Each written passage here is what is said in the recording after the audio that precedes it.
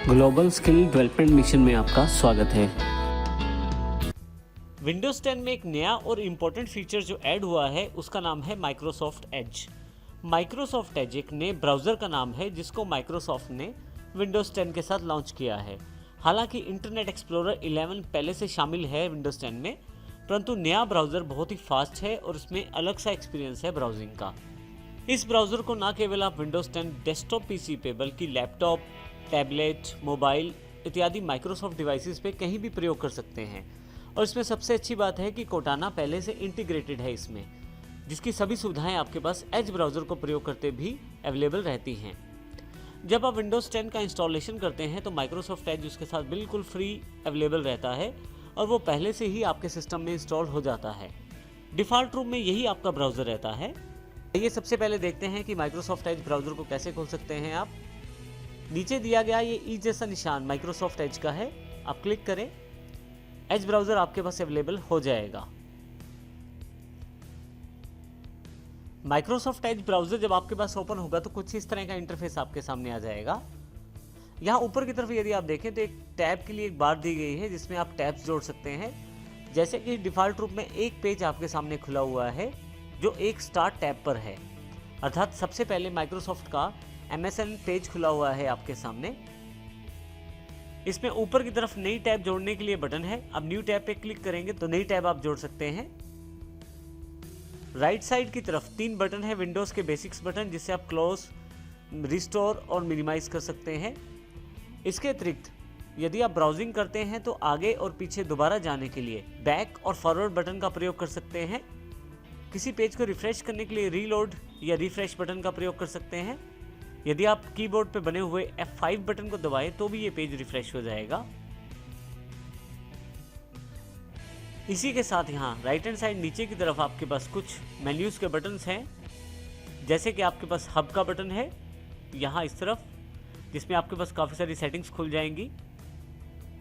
Notes के लिए editing का बटन है, शेयर करने के लिए ऑप्शन है आपके पास, और एक मेन्यू के रूप में मोर एक्शंस का बटन है, जिस पे यदि आप क्लिक करें तो अलग अलग तरह के ऑप्शंस आपके पास अवेलेबल हो जाएंगे। अब यहाँ ध्यान से देखें तो ऊपर कहीं भी एड्रेस बार नहीं है, जो बाकी ब्राउज़र्स या इंटरनेट एक्सप्लोरर का एक मेन पार्ट होता है, जिसमें आप वेबसाइट का एड्रेस लिख सकते हैं। माइक्रोसॉफ्ट एज में इन सभी चीज़ों के लिए यहाँ पे पहले पेज पे आपके पास सर्च और इंटरनेट वेब एड्रेस के रूप में यहाँ एक टेक्स्ट बॉक्स अवेलेबल है। अब यहाँ पे किसी भी तरह से सर्च कर सकते हैं, वर्ड के द्वारा, किसी फ्रेज के द्वारा, या किसी वेबसाइट का एड्रेस डालकर डायरेक्टली उस पर जा भी सकते हैं। अब नीचे की तरफ देखें तो आपकी जो डिफ़ॉल्ट वेबसाइट है वो आपके पास ओपन है यहाँ पे, जो MSN है यहाँ पे। अब हम देखते हैं कि किस प्रकार अपनी वेबसाइट को खोल सकते हैं आसानी से यहाँ पे। इसके लिए केवल आपको यहाँ पे एड्रेस डालना है।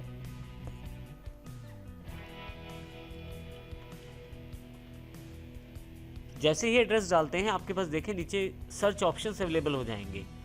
बिंग सर्च के साथ आपको जानकारी दी जा रही है, सर्च सजेशंस भी हैं, और ऊपर की तरफ आपके पास isstworld.com के लिए वेबसाइट का एक ऑप्शन अवेलेबल है। मैं यहाँ पे क्लिक कर देता हूँ।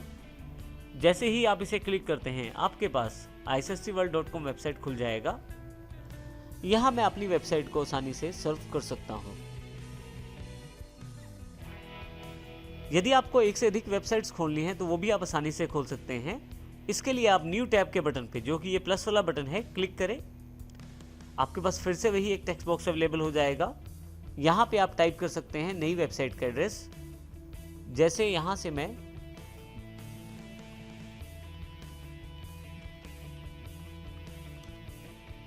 गोल्डन टेम्पल एंटर कर देता हूँ। आप देखेंगे कि यदि आपके पास एग्जैक्ट वेबसाइट का एड्रेस नहीं है तो बिंग सर्च इंजन आपके पास काफ़ी सारे सर्च सजेशंस आपको दे देगा।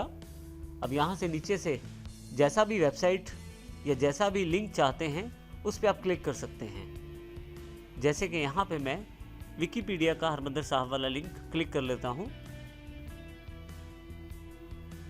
देखिए मेरे पास विकिपीडिया ओपन हो गई है।